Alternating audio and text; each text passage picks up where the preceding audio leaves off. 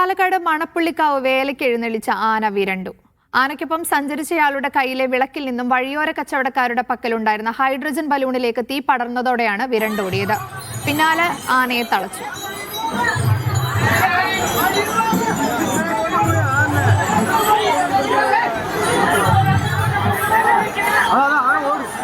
സാജിദ് അജ്മൽ ചേരുന്നു.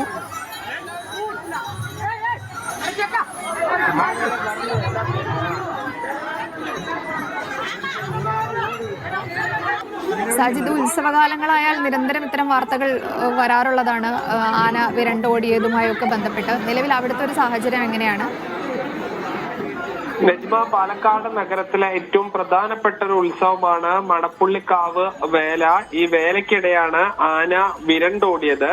ഇതിൽ ആനയ്ക്കൊപ്പം സഞ്ചരിച്ചിരുന്ന ആളുടെ കയ്യിൽ വലിയ വിളക്കുണ്ടായിരുന്നു. ഇത് ഈ വഴിയോര കച്ചവടം നടത്തുന്ന ഹൈഡ്രജൻ ബലൂൺ വിൽക്കുന്ന ആളുടെ ഈ ബലൂണുകളിലേക്ക് പടരുകയും ബലൂണുകൾ വലിയ ശബ്ദത്തിൽ പൊട്ടിത്തെറിക്കുകയും ചെയ്തു. ഇതോടുകൂടി ആന വിരണ്ടോടുകയായിരുന്നു. ചിറക്കൽ പരമേശ്വരൻ എന്ന ആനയാണ് വിരണ്ടോടിയത്.